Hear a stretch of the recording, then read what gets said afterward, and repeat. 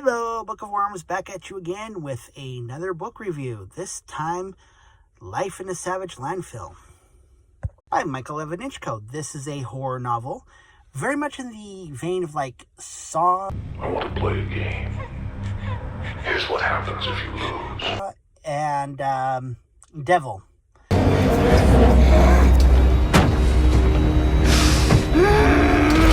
In the essence that it is a group of people unwittingly captured and imprisoned in the pit of a landfill that has been forgotten.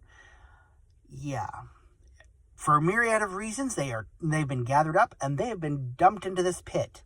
And the mix of these characters is interesting because you have a little girl, a drunken woman who lost her daughter, you have a blind priest, you have a senator, you have a weatherman, you have a paramedic. So there's a bit of a mix here. And there's an ex-convict, of course. There's this really fascinating mix. And you find out that they all got their secrets. They all got, and these can be either the traumas and natures they deal with, the things they've done against people, the things that are so horrible that you kind of sometimes think, well, maybe that's not such a bad place for that person to be. I won't go into details. I'll let you find out for yourself. But the mystery of it is what connects them all and who put them there and why. And even after figuring that part out, there's still survival on their hands because they got to figure out how they're going to get out of there. And it's not for the faint of heart. It's very gruesome.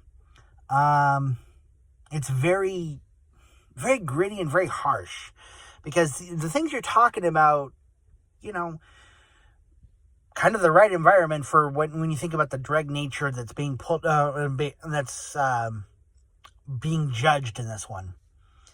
The only thing each of them remembers is that an old lady talked to each of them. And that was the last thing they remembered.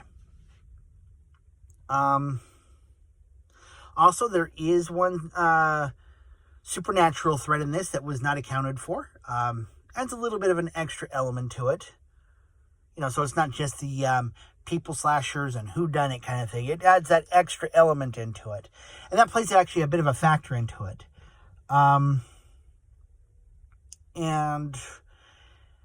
there's a lot of messed up and really visceral, really grim situation to this. And it really adds to it. Also, a point I forgot to touch on was the each one of these characters, they don't really have any other connection aside from what brought them there and the old lady that brought them there. But what's really fascinating is that, the way their backstories unfold, you see what really could weigh down their conscience and all that, or what really nags at them in a way. Because sometimes it's not always something really, really bad or egregious that put them there, then they shouldn't be there at all. But, sometimes it is, sometimes it isn't. And it's just kind of interesting to see how it comes all together, it weaves together along the way, and it just kind of connects to that point where they have to figure out who put them there and why. And that makes that kind of a little bit more interesting too, because it's just that nice little subtle weaving together until you finally got that one critical point there. And so yeah, this was a very entertaining read. I liked it. I'm a sucker for horror myself, so, and telling me, oh, it's gonna be not for the faint of heart. Well, I like to read Berserk and Clive Barker, so I mean, bring it on, right? And plus, having worked as a gravedigger myself, there's that to factor in there too. So yeah, I'm willing to plumb the depths of horror. Life in a Savage Landfill by Michael Evanichko. Great job, my guy. It turned out great. I loved it.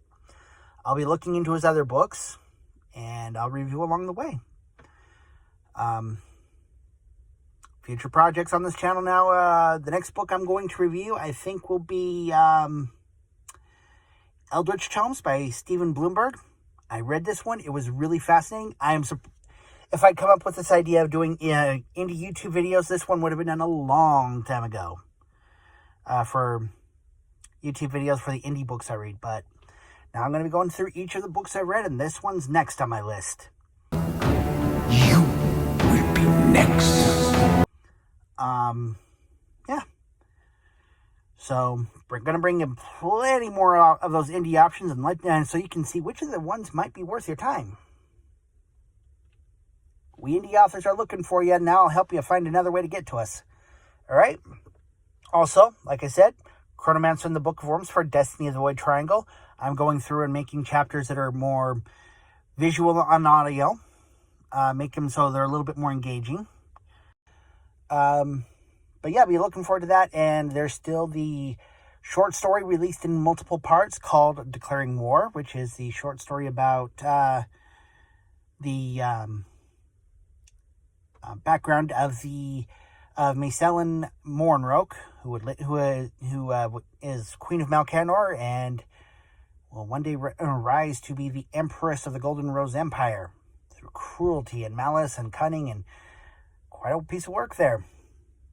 So, anyhow, hope this helps you pick up another indie book. Always pick them up, always review.